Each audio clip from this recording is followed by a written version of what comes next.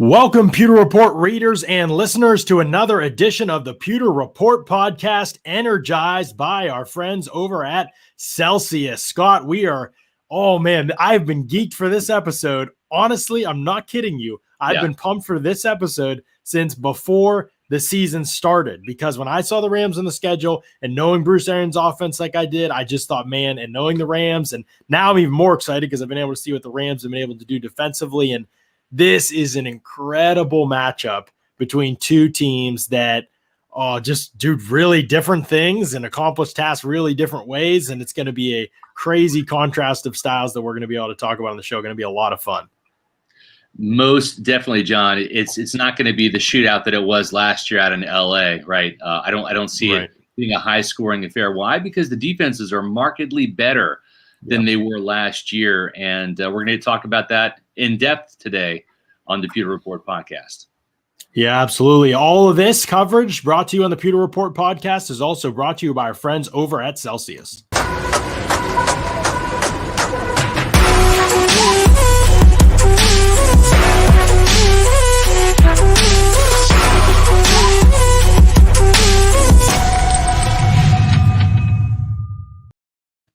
Pewter Report podcast, John Ledyard, Scott Reynolds talking Rams and Bucs. This is a juicy matchup, Scott, and this is one, I think from the outset, we look at this game and we say, okay, look back at the Bucs schedule so far this season. Have they beaten good teams? Yes, they beat the Raiders, and they pounded the Raiders, and they pounded the Packers. Both good teams. Raiders will probably make the playoffs. I was breaking down the AFC on my Twitter account this morning, and I think the Raiders have a good chance of making the playoffs. So I think that's a quality win. I think the victory over the Packers was a very quality win. Obviously, that's the one that really stands out, as a lot of people have picked the Packers to be the NFC representative. It's like these next two games, Scott, if the Bucs can win even one of them, I think I feel like I have a good scope on where they are in the national landscape in terms of teams, right? Are they in the top tier? Can they win a Super Bowl, or are they just a good team that'll make the playoffs, maybe win a game, and then they'll probably bow out and one of the better teams away? I think we find that out over the next few weeks. Well, you know what, John, when we're talking Bucs and Rams, we're talking about, teams that are fighting to get into the playoffs. And I'll tell you what, who's already in the playoffs, in my opinion? Celsius. Celsius is in the playoffs. Stay active and energized all day long with Celsius by your side. Celsius powers active lives every day with essential functional energy. They're different from other energy drinks because they focus on movement. When combined with exercise, their formula is clinically proven to boost your metabolism and help you burn fat. I'm going to spend the rest of this little plug time here to throw up all of these different flavors. This right here is wild berry. That's the one I want to try right there. Wild berry. Watermelon kiwi. Just in time for fall. Fuji apple. Cola. Haven't tried this yet, but I'm interested to try cola. You are set over there. Raspberry right there. If you like the I'll try that one. Flavor. This is peach mango. A little too sweet for me, but my girls love it. Sparkling.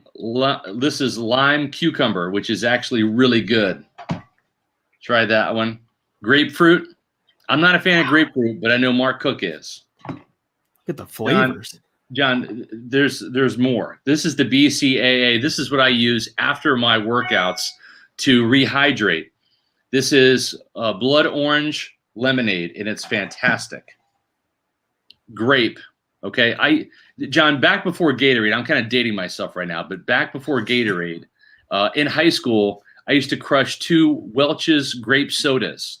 Okay. Wow. Yes, this is a healthier, way way healthier version of that. It's fantastic. I love orange. You've seen me hold up the orange before. This is the other BCAA. This is tart cherry lime. So if you like a good cherry limeade, this is the one for you. And then of course, watermelon. My wife's favorite. Ashley, she loves the watermelon. I love the orange. It's my favorite. Folks, all we're asking you to do is give it a try. They've got a flavor for every single one of your taste buds.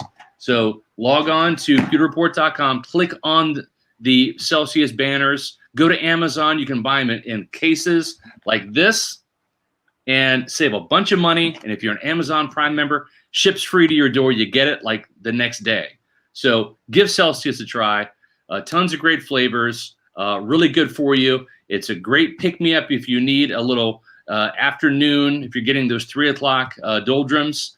It's a great energy boost. And what I like about it, John, is no jittery feeling like other energy drinks might. Yeah. And then no crash, no sugar crash. Yeah. Because there's no artificial sweeteners in this. There's no high fructose corn syrup. So yeah, give it a try with our good friends at Celsius. I know I've already ordered a case or two, and we've already had some great feedback from some Pewter Report podcast listeners and Pewter Report fans. So check out Celsius. We have, yeah. It's been pretty cool to see the amount of fans that have been into Celsius and that love it, and so I'm excited. I'm going to try some this week, and I'm really looking forward to it. It'll be first time. So hopefully on the post game show Monday night, I'll have some thoughts and analysis on Celsius, as well as what we hope will be a Bucs victory. It's going to be tough to get there, though, Scott. Let's just be honest. I have my doubts this week, John. I hate to say it. We're gonna catch major hate for this show, and people are probably going to clip segments of this show and post them on social media if the Bucs win this game. And not that we're going to hate on the Bucs per se, but it just looks hard from a matchup standpoint. I always look at how teams match up, what they do philosophically. I don't think the Bucs are the less talented team. I think the Rams are talented, but I think the Bucs are more talented. I think they're more talented at the quarterback position. The question is, will the scheme and the coaching allow that to flourish? I don't say that to hate on the Bucs coaches. I want to be clear about that. I'm not hating on the Bucs coaches. I just don't know that this matchup is going to go in their favor. It's more incredible praise for the Rams coaching staff. I think the Rams coaching staff has been ahead of the curve in the NFL since Sean McVay got there. On the offensive side of the ball, Wade Phillips did some good things defensively, but they really weren't moving the needle the way that McVay wanted them to. They move on from Wade Phillips, who's a great DC, but they needed something fresh or something new. Brandon Staley has come in, Scott, and let's just start on the defensive side of the ball. What he has done in his first year as a defensive coordinator, I mean, what an impressive showing for this group so far. They start off the season, there were some ups and downs, but last few weeks, it really looks like this group is moving to the top of the league and maybe the very top of the league in terms of defensive play. Well, really, when you look at defense, John, you can look at total defense. You can look at rushing defense, passing defense. As John Gruden told me, and a great lesson from him is number one, offense and defense doesn't mean anything. It's scoring, right? Because yards don't win games, points do.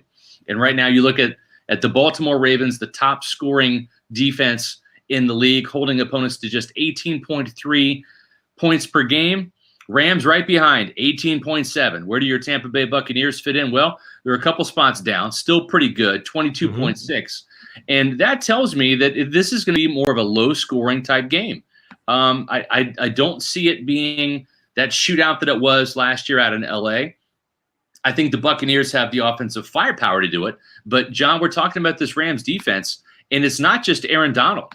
Aaron Donald is an all-pro, once-in-a-lifetime type pass rushing defensive tackle. He's kind of a throwback to Warren Sapp in terms of that quick penetrating, three technique tackle. But it's not just him getting it done. One of the players that I liked coming out of college, he was not ready for the NFL, but I watched him extensively at Georgia, was Leonard Floyd.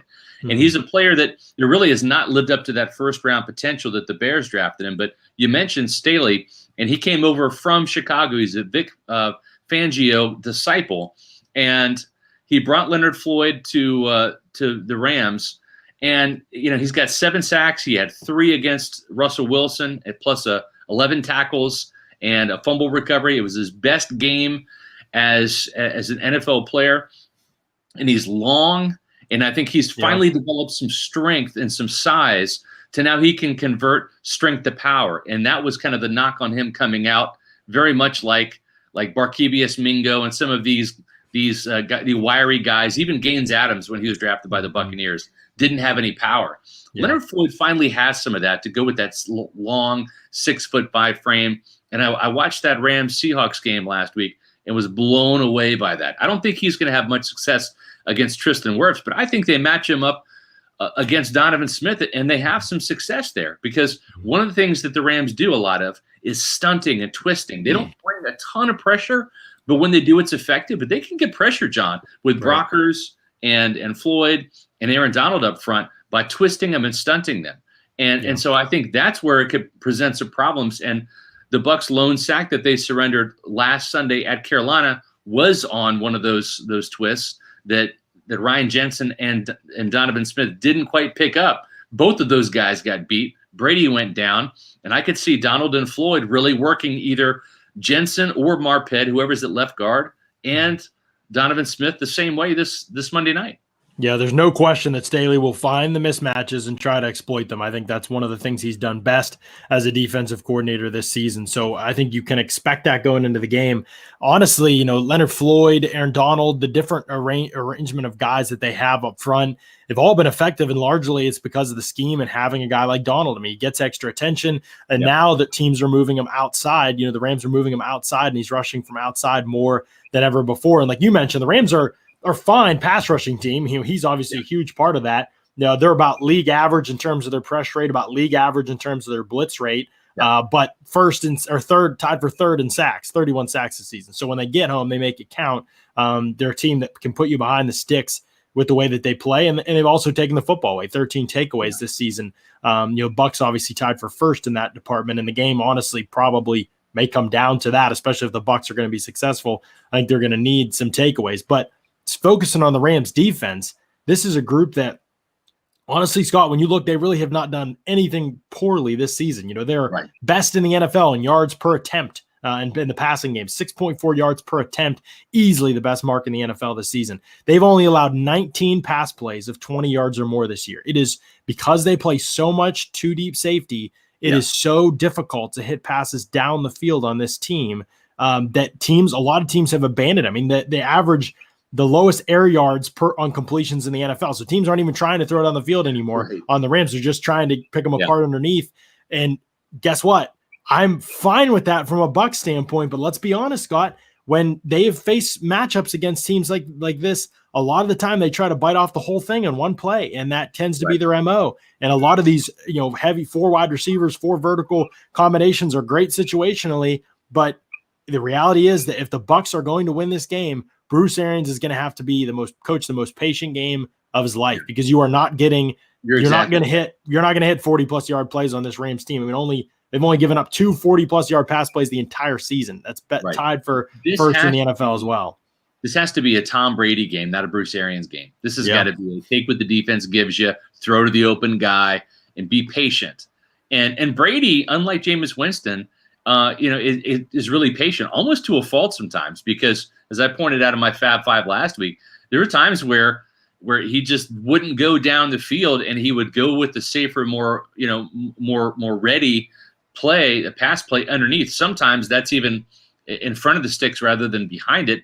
And I think that was kind of a detriment in the Saints game. But certainly we saw Brady really move the sticks with the third down completion percentage, or not his completion percentage, but a third down conversion rate of 62%, which was markedly better than just converting one third down against the Saints the previous week. So it certainly is a game that I think is winnable from a strategic standpoint from the Buccaneers, but they have to have balance. They've got to be able to run the ball against this Rams front. And really, they invite you to run the ball a little bit because of the way they deploy both their safeties. They don't put a safety in the box. But one of the things they do is they use their nickel corner as a linebacker, which is not uncommon. That's very similar to what a lot of Tampa 2 type teams do. And the Rams aren't Tampa 2, but they deploy their nickel corner in a Tampa 2 type scheme, where he is more of a linebacker than he is a corner, because they play so much zone, especially in the middle. What they will do is they'll match up Jalen Ramsey in man, and then they will have zone schemes throughout the rest of their defense. And if Ronald Jones can have half the game that he had against Carolina and rush for 100 yards, I think the Buccaneers have a decent chance of putting some points up on the Rams defense. But it's not going to be a 46-point outburst like it was last week, and it's not going to be the scoring fest that it was last year in the Bucs. What was that? 55, 40, some 41, 43 or something? 40. Yeah. It's not going to be that again. Unless there's a defense or special team score in there. on a kickoff return for a touchdown, which we know is not going to happen. Maybe Antonio Brown returns a punt for a touchdown, but I don't see this being a high-scoring game. I think that this is probably we'll give our predictions at the end, but I think that if it's in the 30s, it's probably more on the higher scoring end, and that's just because the Rams. You look at Tampa Bay; they're averaging 29.6 per game. The Rams do a great job of moving the ball, but they bog down inside the red zone, and they're only putting up, 24 points per game. So they're about middle of the pack in terms of offensive scoring, John. Right. Yeah, it's been their offensive side. On the offensive side of things is very up and down for them, and that's where I think the Bucs really have to win. And we will get to that in a second too. But also want to mention, it's a good question here. Somebody asked, did have the Rams faced an offense as potent as the Bucs? And I think the answer is yes, because they played Seattle last week and they only gave up 16 points and they forced Russell Wilson into a bunch of turnovers. So yeah, I mean, being battle tested isn't a question for me with the Rams. I mean, they've been battle tested, and honestly, I really think this team should be better than their record is. They had some weird games. The Bills game, I think I mentioned this maybe on Monday on the show, but the Bills game, they lost that game because of on a fourth down, they called defensive pass interference. It was just a terrible call, and the Rams should have won it. There was no time left. The Rams would have won it if they had made that call, and the Bills won on the next play, I think. And so that's a game I think that they should have won, and we're kind of robbed of that game. And the Miami game was one of the strangest games the whole NFL season. I mean, a punt return touchdown, a defensive turnover that was returned to the 1 yard line, and their other touchdown was a 33-yard touchdown drive for Miami. So they scored once on defense, once on special teams, once from a drive that started on the 1 yard line, and once on the drive that started from the Rams' 33-yard line, and that was the whole game. So it's just not indicative. Think about where the Rams' numbers would be, defense, points and stuff like that on defense if they hadn't given up those 28 in that game to Miami. And so I just think that this is a very unique challenge. Just to put that in perspective, the Dolphins beat the Rams 28-17. Tua Tagovailoa had 93 yards passing and 1 touchdown. Right. Okay? Yeah. And the Dolphins rushed for 55 yards.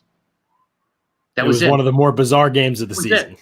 55 yards worth of rushing and 90 yards passing. Right. And yet the Rams lost by 11 points because their offense, bogged down in the red zone. They had those 2 turnovers. That was the difference in the game. That was a game where Goff threw for 355 yards, 1 touchdown, 2 interceptions, and they ran for 131 yards. So the Rams put up, 471 yards of offense and only scored 17 points. And that's kind of been their tale of the season. Yeah. Is great play by the defense, a lot of yards on offense, but not as many points as you would expect. Right. And Jonathan brings up a good point. Have some faith in Brady, John. And I do. Like I said, I don't think the talent is the issue for the Bucs. I don't have a they just can't win these one-on-one matchups. I mean, if Ali Marpet doesn't play, then I think Aaron Donald's going to eat. I love Ryan Jensen, just reality. I don't think he's going to win that matchup. But other than that, I don't think this is a game where I look at them and say, I don't think they're talented enough. I just wonder coaching wise. And here's why. Let's just focus on the Rams defensively for a second and what they do. The Rams love to stop the inside runs. They love to use bear fronts, which means guys right outside of the guards and somebody head up on the center. They love to use those and clog the interior. The Bucs run inside as heavy as any team in the NFL. They just don't have an outside running game. They've used that crack toss play 4 or 5 times this season. They tried to run outside zone 4 or 5 times. They're just not an outside zone team. If you're not an outside zone team, you can't run it. It just doesn't work. You have to be able to practice in it, and they just aren't good at it. So their running game, I think, will just get completely shut down by what the Rams do defensively. And the other thing about the Rams that's interesting is they normally play those bare fronts, like I said, and they'll clog up the interior gaps. Now, here's the thing. Last week against Seattle, they know Seattle has the highest first down pass rate in the NFL by far. It's not even close. So they didn't. They played third down coverages and third down pass rush schemes on first down, and Seattle stepped right into their plan. So how you play them is tricky because the Rams are smart and they will counter what they think you're going to do. You have to kind of alter your tendencies a little bit and outthink them to be successful. So the Bucs run on a ton of first downs and they like to start games that way. So I think going play action and being able to hit plays down the field is going to be big early, because I think they'll see a ton of those. The Rams are going to look at what they did last week on the ground. They're going to play those bear fronts, and they're going to try and clog up the Bucs running game. And frankly, unless the Bucs get them out of those looks, they're going to be successful. The Bucs will not be able to run the ball in this game. So again, it's matchups. If the Bucs are going to try to run the ball inside, which they do typically, I don't think they'll be successful. If the Bucs are going to try to hit big plays down the passing down the field in the passing game and run 4 verts all the time, Brady's going to have to check down to the running backs, and we know how that goes in the passing game. And so that's why I just think matchups is where it loses me for the Bucs offense in this game. Yeah, I agree. And John, when you look at your column, at your Bucs briefing column that you did this week, you really outlined in video how the Panthers greatly helped Tampa Bay's running game by putting themselves out of position based on motion, right? Yeah. And the Buccaneers a lot of times would set the strength and then run away from it, or they would use counters, and they would play right into the numbers in their favor and catch the Panthers either even or at a number deficit in terms of the number of defenders on the side they were running the ball to. And I don't think the Rams are going to be fooled with that. I think the Rams are going to do what the Rams are going to do and not necessarily adjust any shifts in motion that the Buccaneers are going to present. Seattle can run the ball. I know that right now, they had to rely on Alex Collins. They've got some injuries there, but I mean, Seattle can run the ball. Most of their yards last week came from Russell Wilson running for his life and scrambling. And Aaron Donald didn't have a sack last week, but I think Brockers did. He's got 3 on the year. Leonard Floyd had a monster game. And there's a lot of ways that the Rams do have an exotic blitz package on third downs that they can get into. It doesn't quite rival what Todd Bowles does, but it can be effective. There's a lot of guys that can get to the quarterback. Right now, on defense for the Rams, 1, 2, 3, 4, 5, 6, 7, 8, 9, 10, 11. 11 guys have at least half a sack. And 1, 2, 3, 4, 5, 6, 8 of those defenders have at least 2. They had 7 sacks last week, and Aaron Donald didn't have 1, right? That's right. Yeah. And so right now, I think that this defense, unless the Buccaneers can establish a running game and use play action and get into 3rd and manageable, which means 3rd and 4 or better, I think that the Rams defense has the edge, unless the Buccaneers can get into manageable 3rd downs, just because their front 4 is so active and any of those guys can get to the quarterback. If Ali Marpet was 100% and coming back, he did a wonderful job on Aaron Donald last year, John. And if he's back and he's 100%, I like the Bucs' chances. But the problem is, here it is Wednesday. In reality, John, the Buccaneers, because this is a Monday night football game, this is like a Tuesday for them, right? So they didn't practice today. The players essentially have the day off. And then they're going to be practicing Thursday, Friday, and Saturday, and then have their walkthroughs on Sunday, then the game on Monday night. So we really don't even know what Ali Marpet's status is heading into this, and we're probably not going to have a really good idea until Friday or Saturday if Ali is going to be available and ready to play. Right, and it's a huge matchup, obviously. I mean, we don't have to spend a ton of time talking about how good Aaron Donald is, but really he allows them to be as creative as they are defensively, because you can play him anywhere on the D-line, and he's going to win one-on-one. So you play him anywhere, you know what a team's going to do, where they're going to slide protections, and you know everybody else is going to have one-on-ones, and those guys got to win, and you can twist them and put them in situations where you help them win, and everything's built off what Donald does. And so he's obviously extremely important. I want to mention this before we move away from the Rams defensive side of the ball. And yes, Alex Kappa has been playing well. Yes, Alex Kappa has been playing great. He's been a while since he gave up even a sack. I'll have to check on that stat, but yeah, he's been playing really well, especially in pass pro. This is one of the craziest statistics, especially given the nature of this season, that I've heard, Scott, especially at this point in the season. We're entering week 11. We have a pretty decent sample size. We have a 9-game sample size now, or sorry, a 10-game what are the Rams? 6-3, 9 games. We have a 9-game sample size of how this has gone this year for the Rams. They are 9th in red zone defense, total red zone defense right now. So good mark. They are the best red zone defense at home in the NFL. Teams are scoring 23% of the time. The next closest team is 12 percentile points away from them. Not even close. When they play at home, it's basically impossible to score on them in the red zone. When they play on the road, they are the worst red zone defense in the NFL by 9 percentile points. Teams are scoring on the road. When the Rams are on the road, teams are scoring against them 93% of the time in the red zone. That is 23% at home, 93% on the road. That is just ridiculous. I mean, I know that red zone can be a little bit volatile year to year, but typically within a year, you have tendencies, you play to them, and they either work for you or they don't.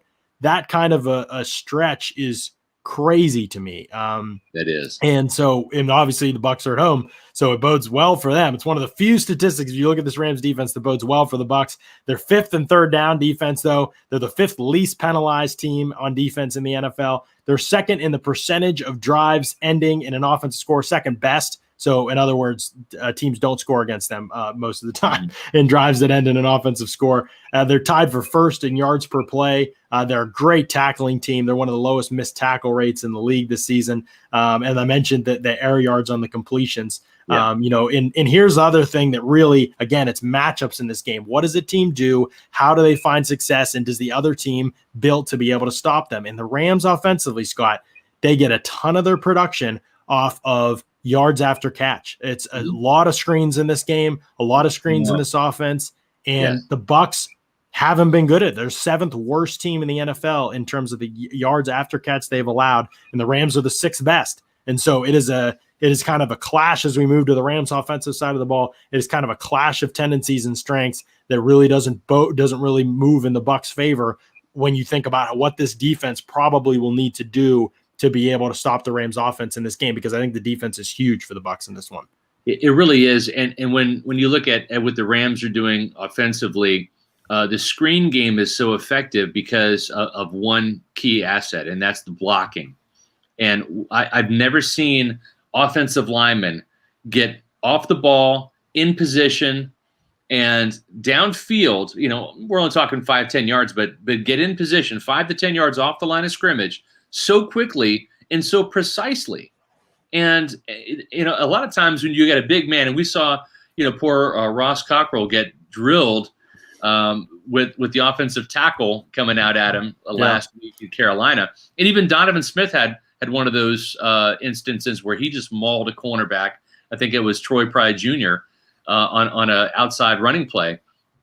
But sometimes it's hard for the big men to hit the little moving target, right, John? To get out there in space, and actually, lay the lumber on somebody.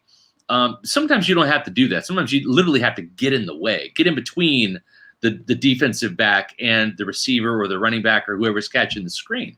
But these guys do a really good job of getting body on a body and walling off those defensive backs. They do, yeah. Now, Tampa's corners can tackle, which is good. Right. But you got to be free to tackle. And I'm telling you, the receivers on the Rams, whether it's Cooper Kupp, whether it's Josh Reynolds, whether it's Robert Woods, they can flat out block. And their screen game is deadly because they use it. It's not a gimmick for them. It's a staple in their offense. This Rams receiver screens that they run, and they'll run tight end screens too. And I'll tell you, folks, it's one thing to have one tight end, right? And I mean, the Buccaneers, we can sit there and say, oh, look at Cameron Brate and Rob Gronkowski last week. And that was a little bit of an anomaly because Brate hasn't been much of a factor this year in the passing game.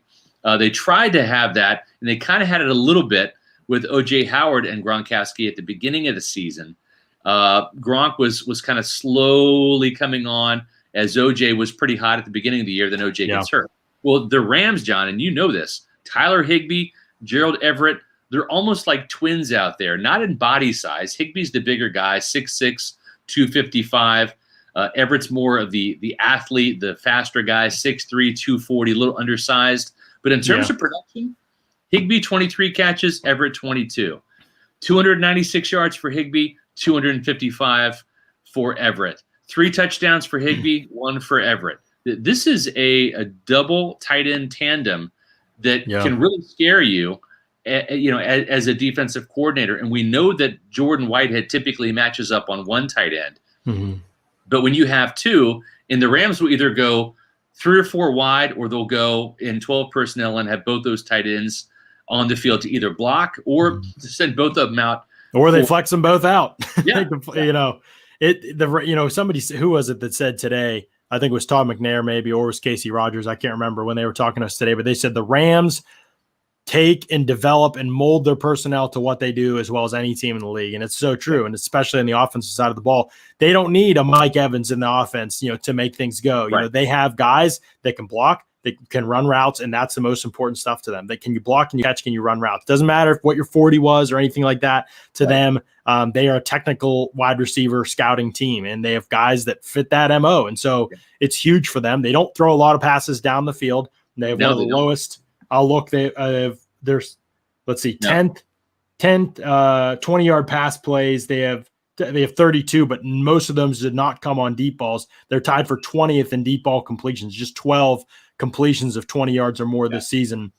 19th they are in attempts. So they don't throw a ton of deep balls. They try to make them count when they do. A lot of their big passing plays come off short passes that turn into long gains. And so again, it's going to be tackling, it's going to be recognition and football IQ. That's how you beat the Rams. It's not like they're this unbelievably talented group of players on offense. They're just extremely well coached, and they operate then a unique offense at an extremely high level, and that's what makes them tough. You're talking about unique offense, and I've never seen a team that goes play action as much as the Rams do, and then throw underneath. That's the difference.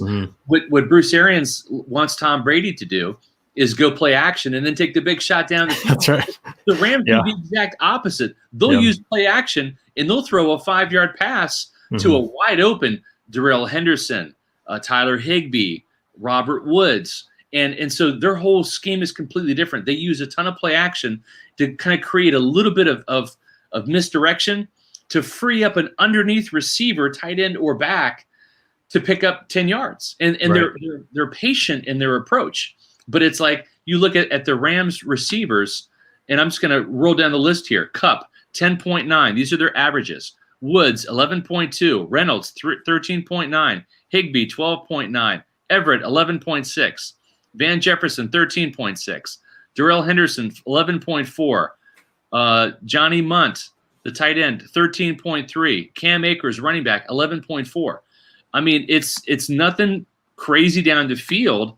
Yeah, they just want to pick up first downs and get the chains moving. And they're a big play offense that really is comprised with a lot of 10 and 11-yard gains down the field. Right. Now this, but we're starting to get Bucs fans in the comments, can the Bucs win? Bobby Forsythe, I see you're saying, can the Bucs win? How are they going to win this game? There's absolutely a path to win. I just think that they're going to need players on the field to create advantages for them, because I don't think coaching wise and schematically they're on the level of the Rams. I don't say that in a super disparaging way. The reality is most of the NFL is probably not on the level that the Rams are coaching wise and scheme wise. And I think if the Rams had Tom Brady or Russell, and I don't even think Jared Goff's horrible. He's fine. He's just, if the Rams had Tom Brady or Russell Wilson or Aaron Rodgers, or probably even what Kyler Murray's probably going to become at least, these top quarterbacks in the NFC, Drew Brees, whatever, these guys in the NFC, they had somebody like that, I think we'll be talking about a team that just won a Super Bowl a couple years ago and is probably on their way back there this year. But they don't, and that is where Bucs fans can take some solace. We saw Jared Goff last year, and I know people are bringing up last year's game. The Rams are totally different defensively, so that needs to be noted. But they do still do some of the same things offensively. They've changed some things on that side of the ball, but a lot of things offensively the same. And Jared Goff, he turned the ball over, I think, 4 times last year in that game, and it was really the difference in the game. He out Jameis in that game, and that really made the difference. Threw a pick 6 in the was Jameis was. And that was, I think, wasn't that his only turnover, or maybe he had a fumble? I don't know. I believe so. Yeah. So he just out Jameis. Jameis threw pick 6, and Goff threw 1, or I think there was a pick 6 in that game, maybe 2, or a lot of short fields. And he had a sack fumble. Yeah, sack fumble. That's right. Dominican Sue, right? Yeah. So we've got a super chat here from Dara O'Brien.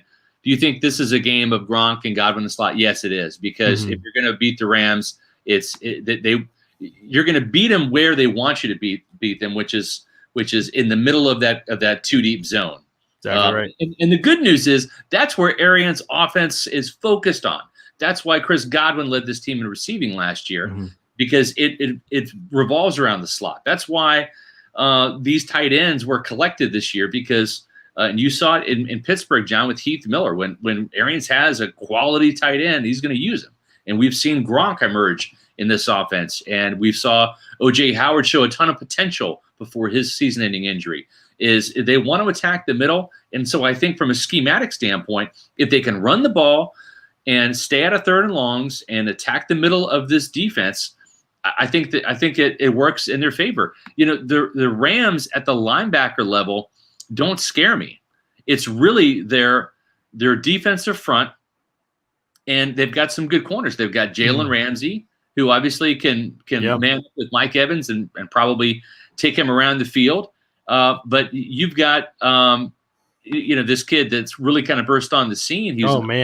Darius Williams. This guy's crazy. His backstory is nuts. I mean, I know Bucs fans probably aren't too keen on the Rams roster, but if you get the chance to read about Darius Williams' backstory, it's crazy. I mean, this guy almost was out of football like 3 different times, and he really has never had bad tape. He was dominant in college, small colleges, and UAB for a while, and they shut down. It's just a crazy story, and now he's playing like one of the best corners in the league this year. So it's. And you know what? He's 5'9", 187. He looks kind of nondescript, but he'll be matched up against Antonio Brown on the outside.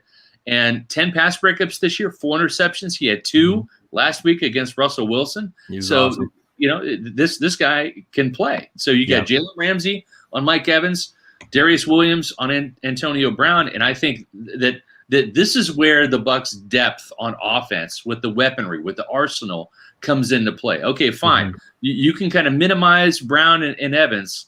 Bucs still have Godwin, who really chewed up the Rams last year.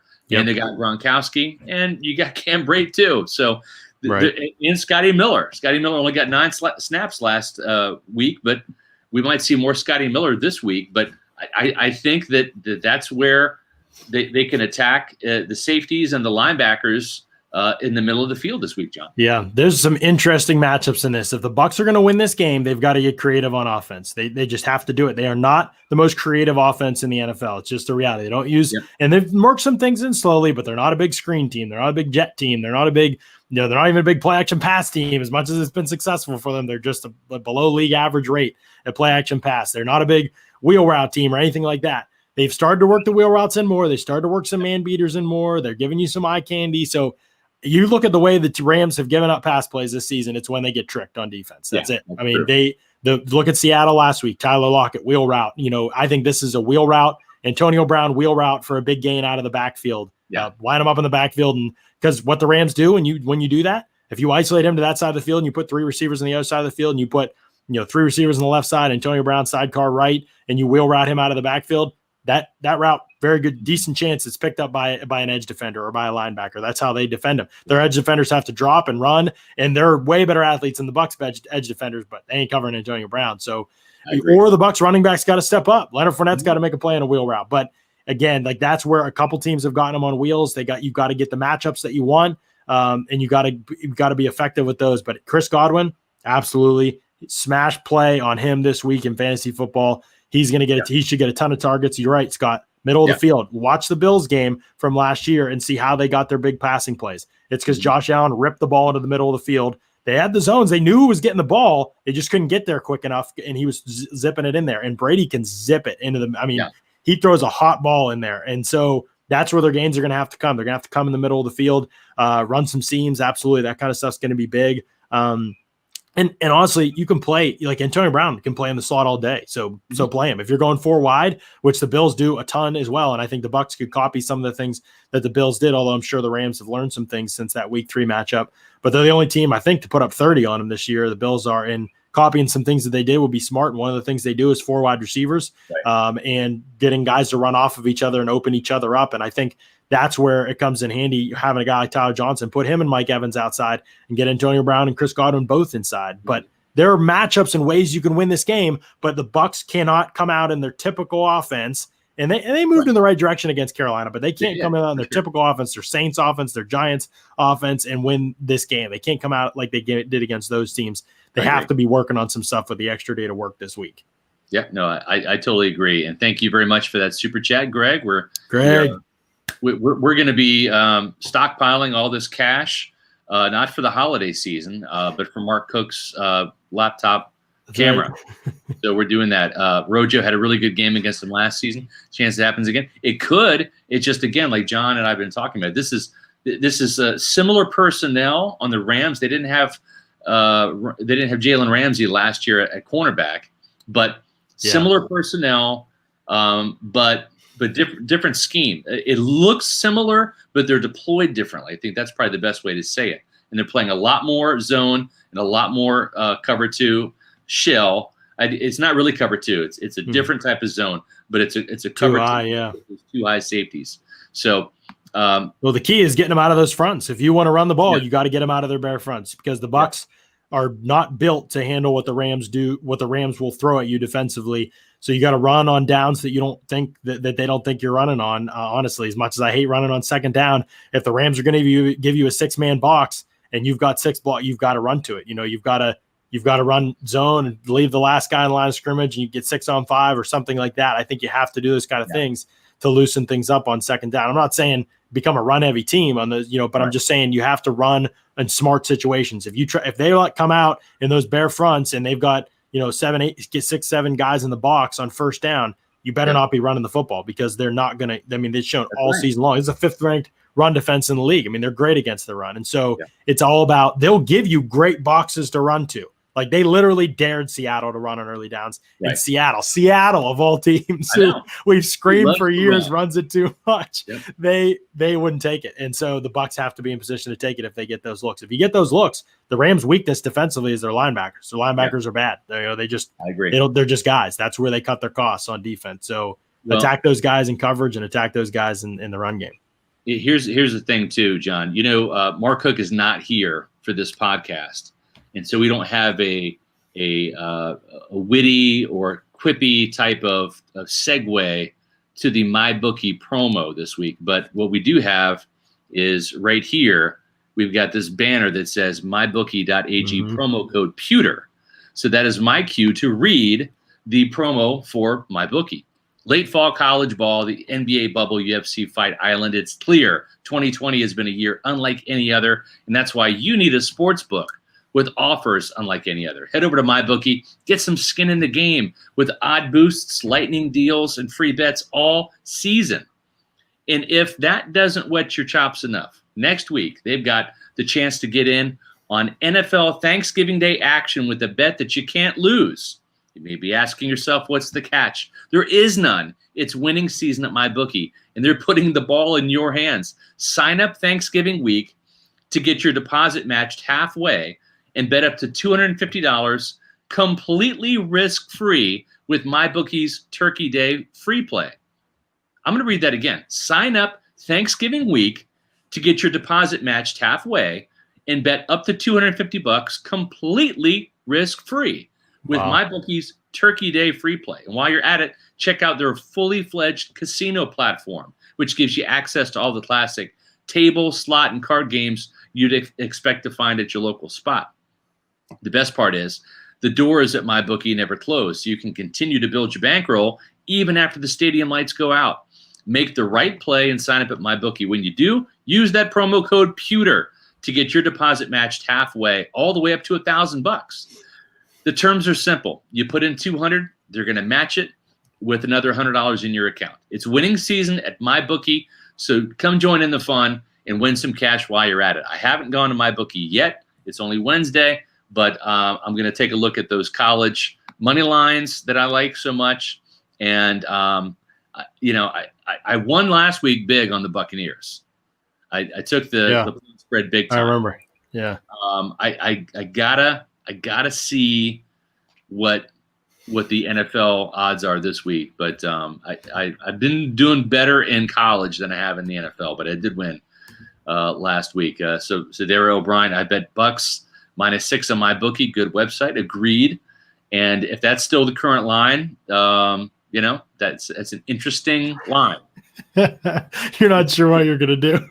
You're saving your prediction for the end of the show. I am saving my prediction for the end of the show. Yes. One of the things we haven't touched on, Scott, and this is really the key to the whole game for me. I think the Bucs offense can sputter in this game a little bit.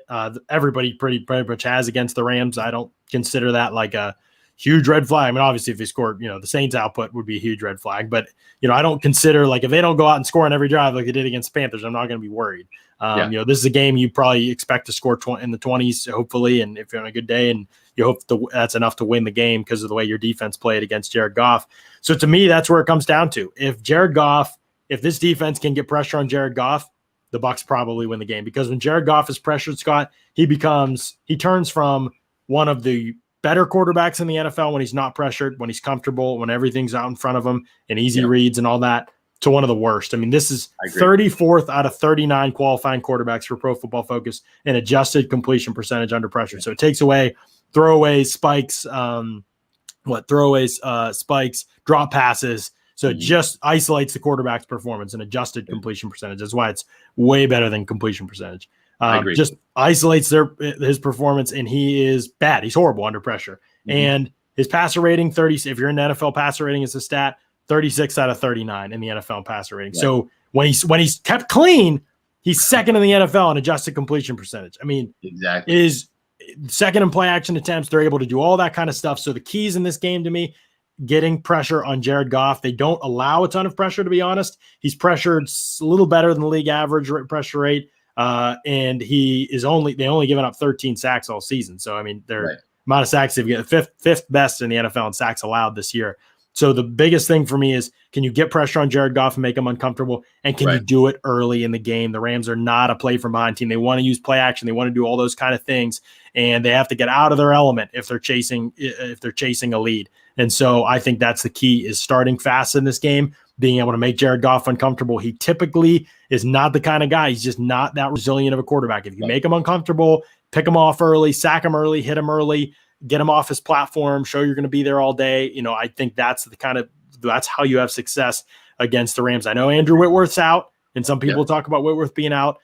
I think Joe Noteboom's a pretty solid player, but I also more than anything, did a really good job last week against Seattle. And John, we got a couple minutes left here before we get to our predictions. We got a lot of good questions. Let's roll through some of these lightning quick, okay? And let's get both our thoughts here.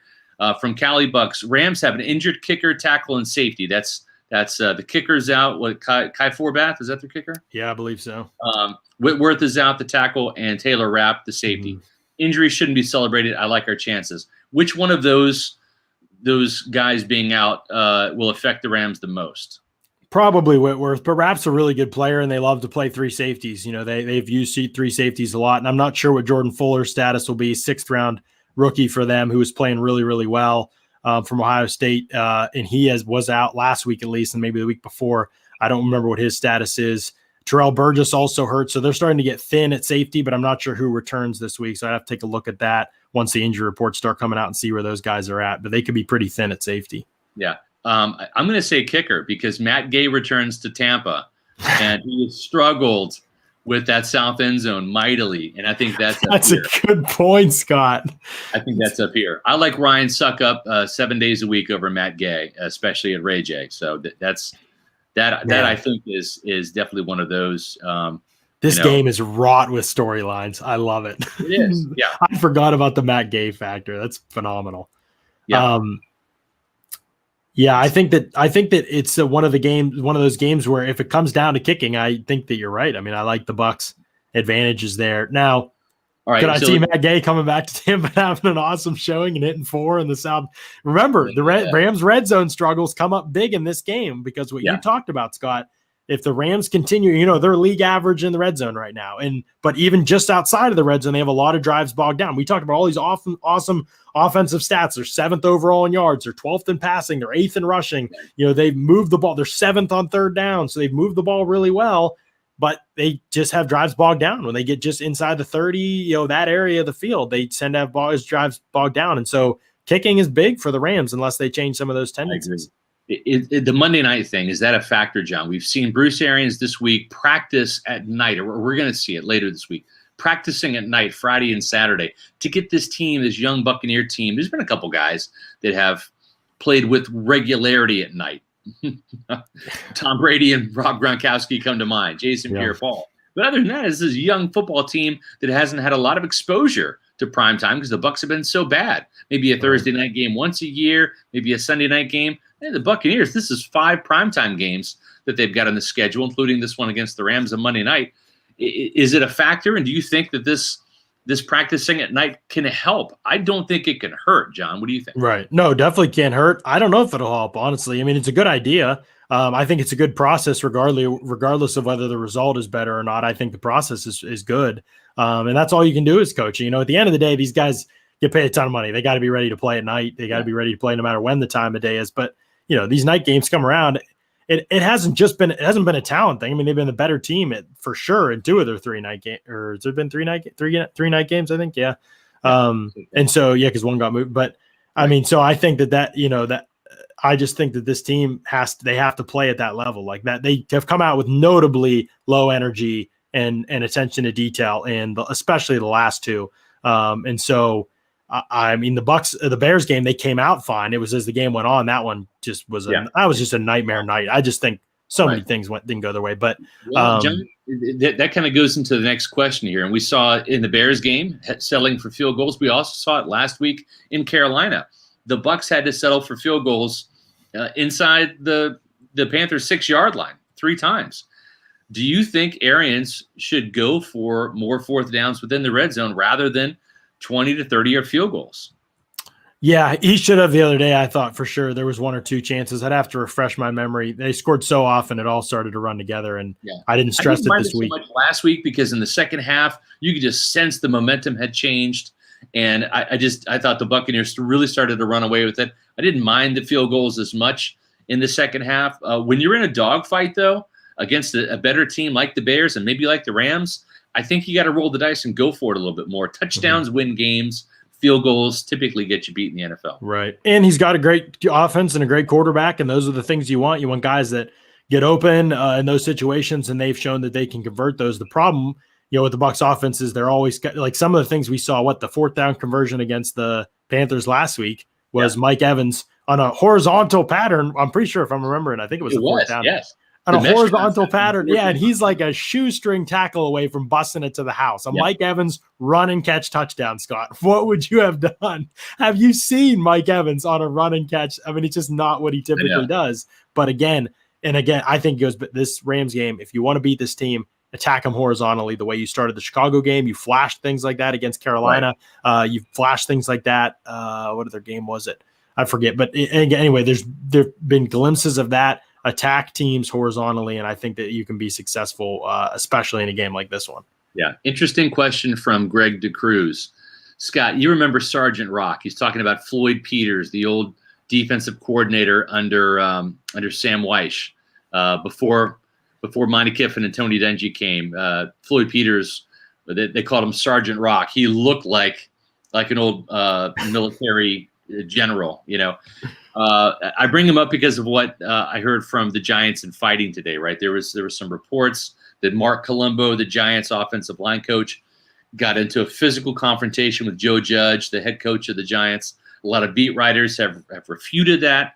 But and national, I think Peter Schrager said it wasn't true, and Ian Rappaport. Yeah. So. But nonetheless, Greg's question is, who is the one coordinator you wouldn't want to mess with, past or present? That's an easy one for me. Rod Marinelli. I would not want to mess with Rod Marinelli. He is one of the nicest, soft-spoken guys off the field. I mean, a lot of times when you're talking to Rod, you have to kind of lean in because he just talks like this. But on the field, that guy could curse like nobody's business. He could teach a master class in cursing, yelling, and screaming. And this is a guy who fought in Vietnam, still has shrapnel in his leg to this day. He is battle tested in more ways than one. And Rod Marinelli is the guy that I think, given his past and his service to this country, I would not want to mess with, because if Floyd Peters was Sergeant Rock, then Rod Marinelli's Captain America in my book. I would not want to mess with Rod Marinelli. Yeah, how about you, John? Any coaches, either Tampa or Pittsburgh, to cover the Steelers, that you wouldn't want to mess with? There's Jerry Olsofsky is a linebackers coach for Pittsburgh. The Bucs fans probably won't know much about, but that is an intense dude. I don't think I've ever seen him smile. I covered the team for 3 years, talked to him a few times, just not a lot of friendly with that guy. Not the biggest dude or anything, but played in the league, was just one of those grit, heart, and soul guys. I mean, he never smiles. He's one of those guys that I would have on that list. Head coaches in the NFL. I mean, Mike Vrabel's got to be up there, right? I feel like I wouldn't want to mess with him. Anthony Lynn is wouldn't mess with Anthony Lynn. No, tough, dude. I think you'd be a lot to get that guy to tap. I think, but yeah, there's a couple of them. It's always funny to think of if the head coaches in the league got in a Royal Rumble, how would pan out. It's interesting, right? That might be a good offseason column. John, our last question before we get to our predictions. Dara O'Brien, can you guys talk about how COVID might affect the game, right? Do we know which Rams player? No, we still don't, unless it happened while we were on the show. I've been looking all day. Okay. I'll check right now, but I don't know, because a lot of times what we're seeing, right, is we're seeing the team facility shut down for one day, and then it kind of gets quarantined, and then they kind of go back. So I would expect the Rams to be back at practice tomorrow. And with this game being on a Monday rather than a Sunday, I don't think it's going to interrupt their preparation too much. It kind of depends on which player is in the COVID protocol, though. Right. If it's Aaron Donald, or Jared Goff or someone like that, then it might be a bit of a game changer, right? I mean, the Patriots saw that with Cam Newton having to go out, right? And they lost a game with the backup quarterback. So we'll have to see who it is. But I think at this stage, we even saw this with the Raiders, John. Several Raiders players tested positive for COVID. That the game went on, and the Buccaneers won, but they didn't really get any sacks against Derek Carr outside of Devin White 3 times. But it wasn't like the defensive front took advantage of that absence of the offensive lineman. They didn't really get much penetration or pass rush outside of Devin White's blitzing. And the same thing with the Giants. I don't think we've seen COVID negatively affect one of the Bucs opponents yet, have we? Right. I don't think so. Not really. I mean, I'm trying to remember, I think Jonathan Abram was out for that game too, but he's just not very good. So I don't know if that would have affected things. I mean, I think that, this is a game. It really depends who the player is, like you said, because I don't think there's going to be close contacts for that player more than likely because the Rams were off the last couple of days. So they haven't been together. So you're less likely to see close contacts and less likely to see other players sidelined even for a week of practice as a result. So I think it's probably that one player, and they'll probably be back at it. But recently, the NFL just announced before we went live, I don't know if you even got a chance to see it, Scott, that all NFL teams will be in intensive protocols for the rest of the season. So there will be, kind of every meeting that a team has will be virtual. It'll all be virtual meetings. And if there were any happening in person, even masks, they'll be virtual now.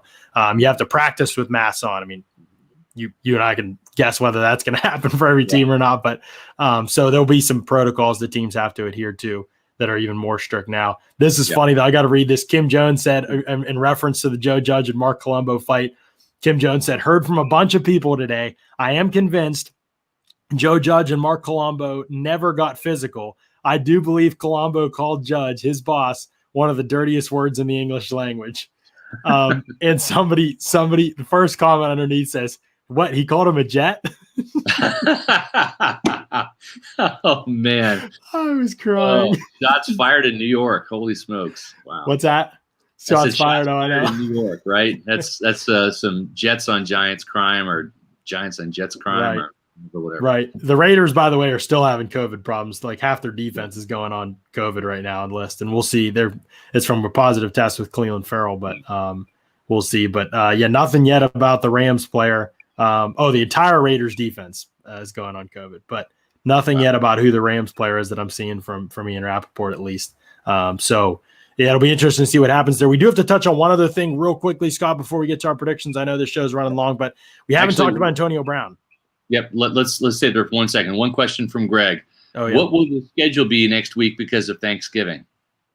Well, the interesting thing is, right, is we'll have a Monday night podcast immediately after the Buccaneers media availability. So about 20 minutes after the game, we'll have already talked to Bruce Arians, talked to Tom Brady. So we'll have some reaction for you on that podcast. So stay up with us Monday night.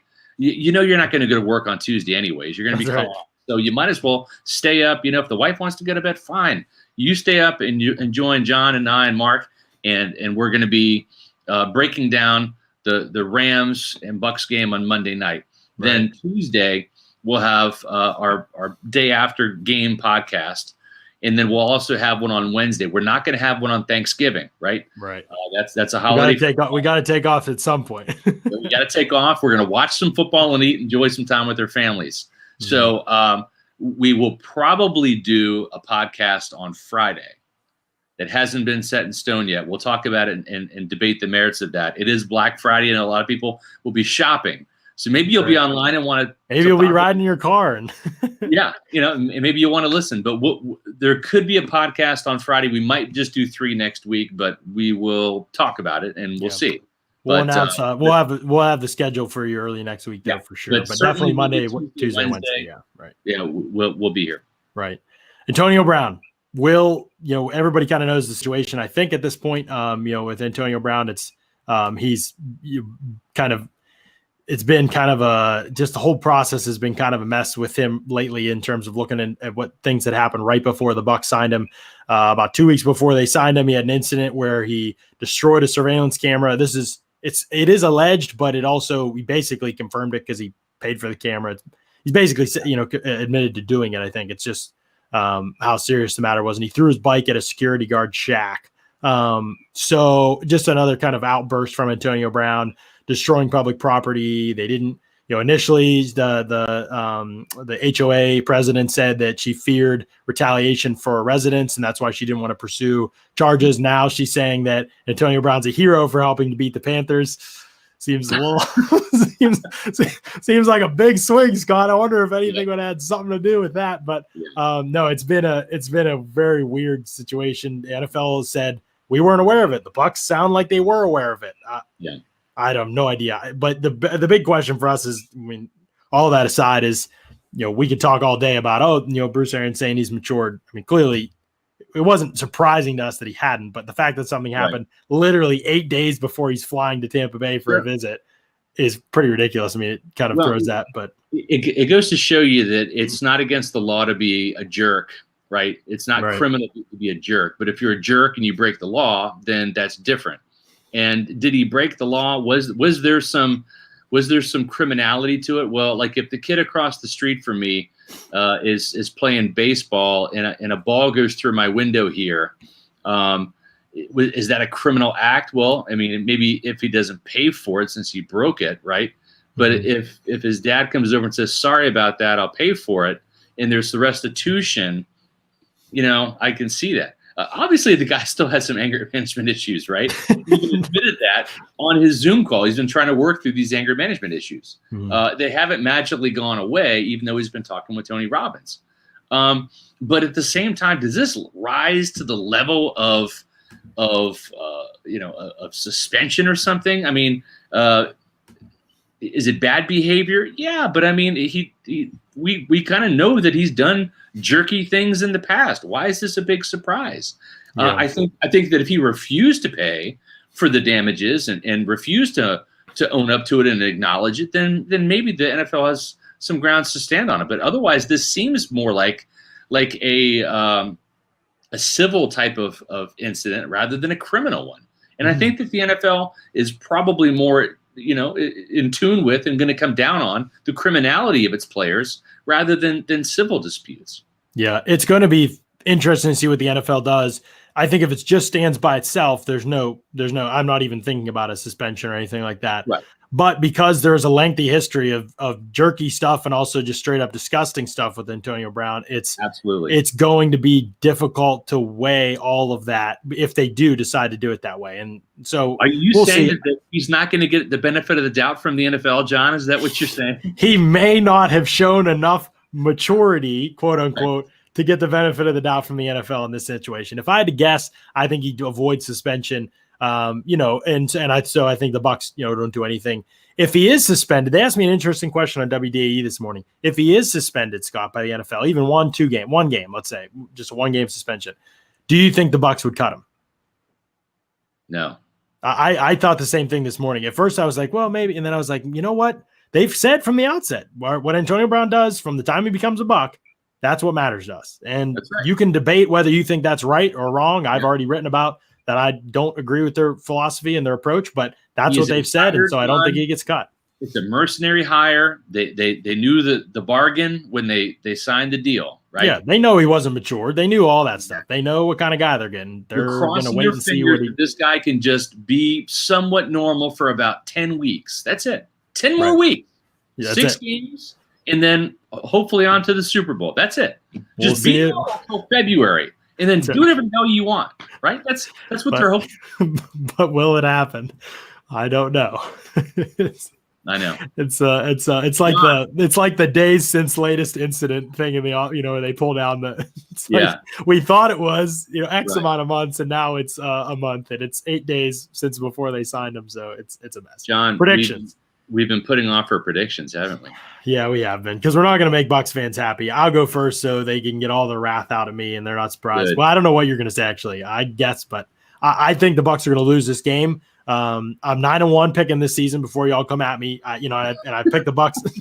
so I've actually, the only game I messed up was the Bears game. So I've really picked the Bucs to win all but 2 weeks, both times against the Saints. That's when I picked. So I picked them. I loved on them. I just think the reality is in this situation that they don't match up well. I think it's a coaching game. I think that's where this one comes down to. You got to be able to outcoach or hang with at least the Rams. And I don't think that they're on that level. I don't think they're a bad coach team, a poorly coached team. I just don't think they're as well coached as the Rams, and the Rams have a ton of talent. And I think they're about to peak as a team and about to be a real threat as well. The question mark in the wrinkle in this is Jared Goff. If they can affect Jared Goff and turn him over, Rams become a different team, and they're not nearly as effective.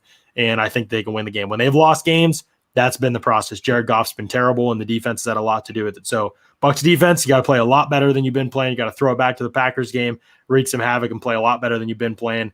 I think it can happen. I just don't think it's going to. What's your score, John? My score is 27-20 Rams. Okay. All right. Whoa, Brian Shaw said 27-20 Bucs. Whoa.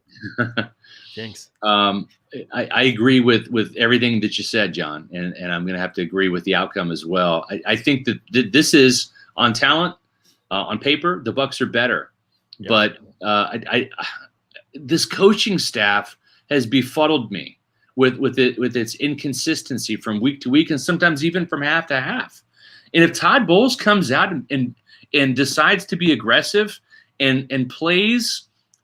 Calls defense and has his players play defense like they did from the second, third, and fourth quarter in that Packers game, I think they win this game. Mm-hmm. Okay. But we've seen Bowles take too long to make these adjustments. We saw him play, a half of football before bringing the blitz really against Nick Foles in Chicago. We saw the same thing last week against the Teddy Bridgewater-led Panthers offense. And so I think that his sudden crush on zone coverage early in games, I think that he likes to jab. Mm-hmm. And I'd like to see him come out like Mike Tyson used to, ding, and you come out and just throw the haymaker, and it's over in 30 seconds. Yeah. Like that's what this Bucs defense is built for, is for the haymaker type plays. This is not a jab type thing where you're trying to win on score points. If you're the Buccaneers defense, I think you should try to win on knockouts. So my opinion is that we see a slow start from the Bucs defense, and we might see a slow start from the Bucs offense. I think it's going to be lower scoring than people think, and I think the Rams win this 27-24. Okay, close. So a kick, a Matt Gay kick at the end of the game, or no? Or the Bucs? No. Down 27-17, and they score. Not at the end. Yeah, it'll be at the beginning. But yeah, Matt Gay's not going to beat this team with the kick. When you factor in there, yeah, but he probably misses a couple kicks too. But right. I think the Rams take this one, and I like their chances against the Chiefs better, to be honest with you. It's going to be fascinating to see. I mean, I've said this. I said it at the outset of the show. If the Bucs lose the next 2 games, I'll feel like I'll still pick them to make the playoffs. Absolutely. I still think they have a good chance of making the playoffs. I just don't think they'll be the threat for a Super Bowl title that we maybe hoped that they were. So I think we find that out in the next 2 weeks. It's how you match up against the good ones, and I think they've got a big opportunity. I'm wrong, but I get paid to call it like I see it and not be a cheerleader and blow smoke. So that's right. I'd love to take an L. Hope we're wrong. Take a W for you guys for sure. I would love that. That would be great. All right.